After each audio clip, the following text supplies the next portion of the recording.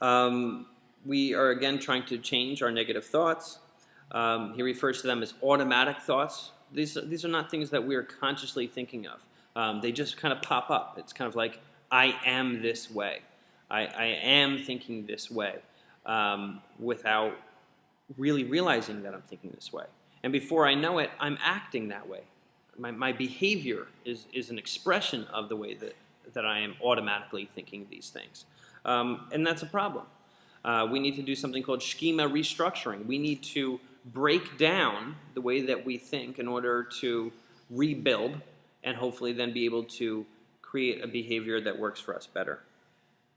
And the way that we do that is we gather and we weigh evidence in support of our beliefs. So if we believe that we're stupid, we might want to try to find examples in ways that we're not stupid, ways that we succeeded.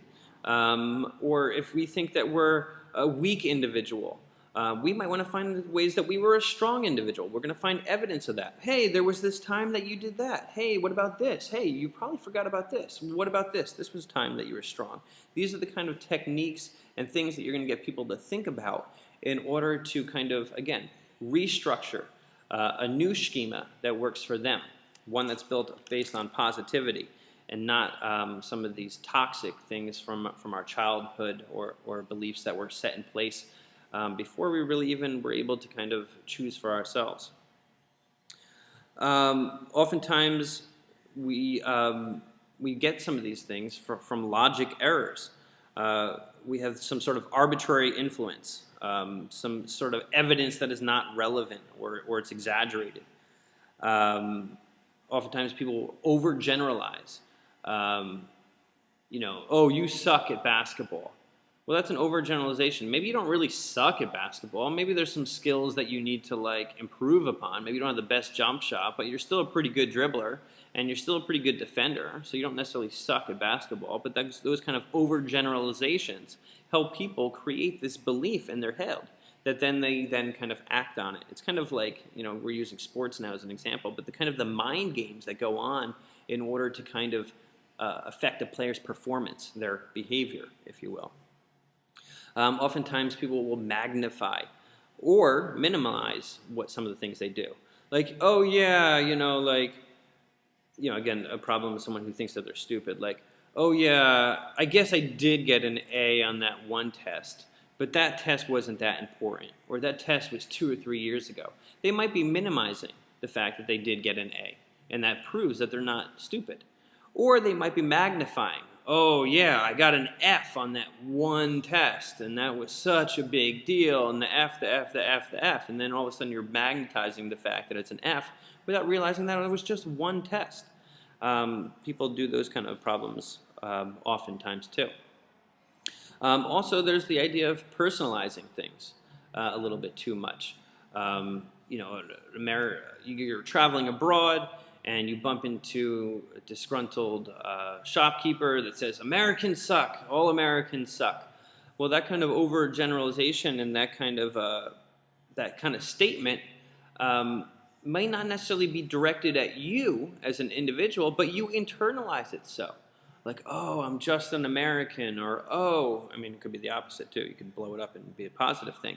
But the way that sometimes people personalize things too much and say, oh, all short people are unattractive or something like that, and all of a sudden it becomes so personal to them because they think that they're too short.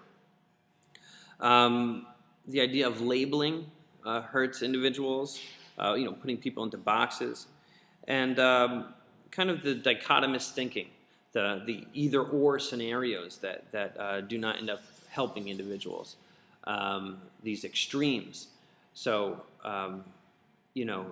apparently, you can't be one and the other. Maybe you can be, but a lot of times people think that you can't be sensitive and be manly, for example, at the same time.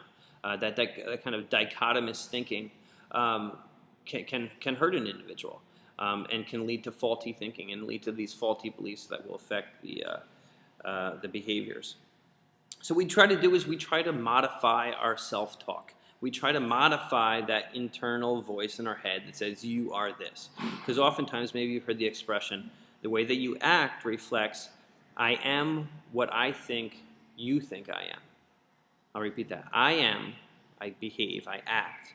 I am what I think you think I am. So it's a way of kind of living your life depending on what the other person thinks of you, or at least what you think they think of you. And we're trying to modify that. We're trying to modify some of that internal self-talk so that there's a lot of positive things going on in your head, so that you're skipping down the street saying, hey, I'm feeling pretty good about myself. I have all these positive things going on. I'm this, and this, and that's great. And all this negative stuff, I don't really want to think about it because it's built upon overgeneralizations, magnifications. I personalize things. I've labeled myself. It's based on stuff that there's no facts to support, and it's based on stuff that took place in my childhood and is not here today. You know what? I'm just going to disregard all this kind of junk and focus on the positives. So those kind of things, that self-talk, we want to keep it positive because that's what's going to help us kind of move towards our goals. And basically what we're trying to do is we're trying to get into more realistic ways of thinking, destroy all those kind of toxic things and those irrational beliefs. We do need to monitor, and that might come through the course of homework, just like behavioral therapy, how we interact in life. Maybe we can monitor how we're feeling or what our own self-talk is. For example, your homework assignment is every 10 minutes, I want you to stop and I want you to think about how you think about yourself. Is it positive? Is it negative? Maybe there's a room for reflection there. You could talk a little bit about it, but that's your homework assignment, to monitor it, to monitor this this cognition, because the belief, again, affects the consequences, your emotional consequences, and it also affects your actions, and it all kind of comes back together around and around again, which is your life. And we're trying to make a better life that works for you. We might ask questions, again, I'm kind of going back a little bit, but like, if you notice someone kind of has a toxic thought, something that's negative as part of their self-talk, you might want to say, hey, well, what kind of evidence do you have that supports this? And you might want to ask them to find evidence that supports the opposite, the evidence that supports the good things, and how they can focus on those things and keep those things in mind and help them kind of go towards their behaviors that work for them. What I find really interesting about cognitive behavioral therapy is that you do not need to be warm and fuzzy. This is not like Carl Rogers' person-centered therapy where you need to be like super gentle, unconditional, positive regard, everything's okay. This is a therapy where you can call your clients out and say, yo, I noticed you just said must. Where is that coming from? Yo, I noticed that you said, you were stupid. Where is the evidence of that? And you're kind of stopping them. You're stopping them in the middle of their thoughts to kind of say, wait a second, you're sitting here, you're going to complete the rest of your sentence based on something that's not necessarily true. You're going to finish the rest of your sentence based on something that doesn't have the evidence to support that. These toxic thoughts are ruining you. So as a therapist, we can be aggressive and confrontational, I should say, in order to kind of get through to our client that, hey, maybe they're wrong. Like behavioral therapy, cognitive behavioral therapists know best.